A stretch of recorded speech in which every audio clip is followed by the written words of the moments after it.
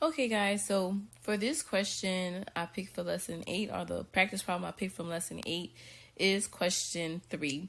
Now, even though it's a review from lesson 6, you will have some spiral questions on the test, and you will see some addition and subtraction questions on your quiz.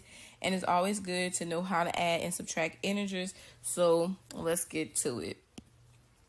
All right, so it's asking us to find the value of each expression.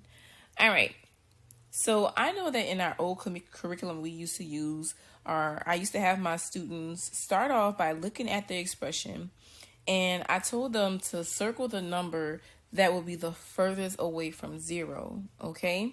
Like, or the number with the greatest absolute value, or, and so on, all right?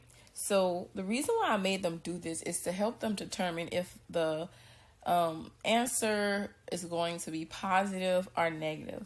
So let's get started doing that first.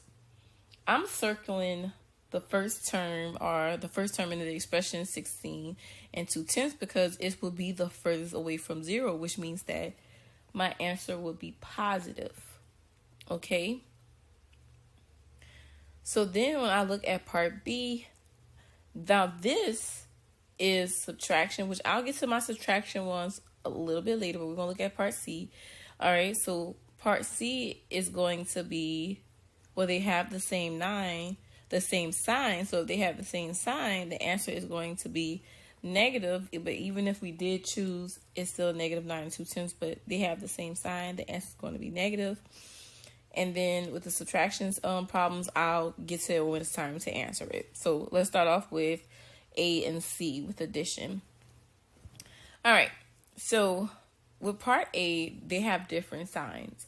Anytime you're adding integers with different signs, it's the same as subtracting. Okay, so it's like saying 16 and 2/10 minus 8 and 4/10.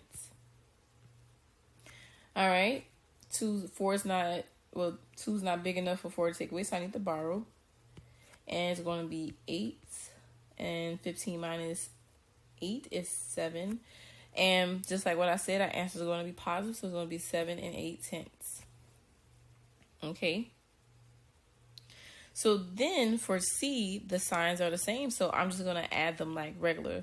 Now 7 doesn't have any decimal attached to it, so we could just add -7 plus -9 and 2/10, and it's going to be -16 and 2/10. Okay. Now for part B, I see subtraction.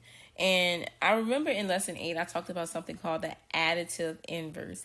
And the additive inverse helps us solve these subtraction problems, okay? So when I say the word additive inverse, I hear the word add, and inverse means opposite. So I'm adding the opposite, okay? So what I want to do is I want to say, okay, I'm keeping the 2/5. Now I'm going to change the subtraction to addition, and I'm going to add the opposite of positive 3/5, which would be negative 3/5. Okay, so adding the additive inverse is adding the opposite, because adding the opposite is the same as subtracting the positive. You get the same answer. All right. So once I change that, now I can decipher or determine if the answer is going to be positive or negative. 3/5 is further away from 0 than what 2/5 is, so the answer will be negative. Okay. So when the signs are different, it's like subtracting. And when we add fractions, the denominators are the same, so we're going to have the same denominator. And 3 minus 2 is 1, but since 3 is further away from 0, the answer will be negative. Let me circle that so you guys can see. All right. So then for part D, it's the same situation.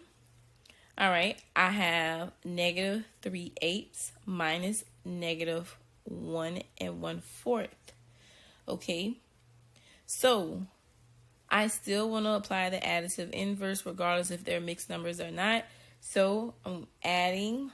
Okay, so I'm keeping a -4 3/8. I'm adding, and then the opposite of a -1 1/4 would be a positive 1 1/4. Okay. So the signs are different. So, well, let me go rewind back. Okay. Well, 4 3/8 will be further away from 0 than 1 1/4. So our answer will be negative. Okay. Now, being that the signs are different, it's just like the same as subtracting, which I'm going to solve it the same way like I did with number 1. So I got 4 3/8. All right. And 1 1/4. And I'm subtracting them. Now, when I look at the fraction part of this mixed number, they need to have the same denominator in order for me to subtract them. So I'm going to multiply the fraction in the 1 1/4 mixed number. And I'm going to multiply that fraction times 2 to make it have the same denominator as 4 3/8. So let me write that down, rewrite it. So here's what it really looks like. Minus 1 2/8.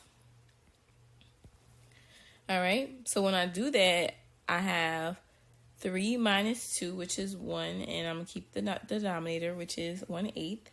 And 4 minus 1, which is 3. So it's 3 1/8, but just like we discussed, the answer is going to be negative because in the problem, the 4 3/8 was negative, so it's going to be a negative 3 1/8. Okay?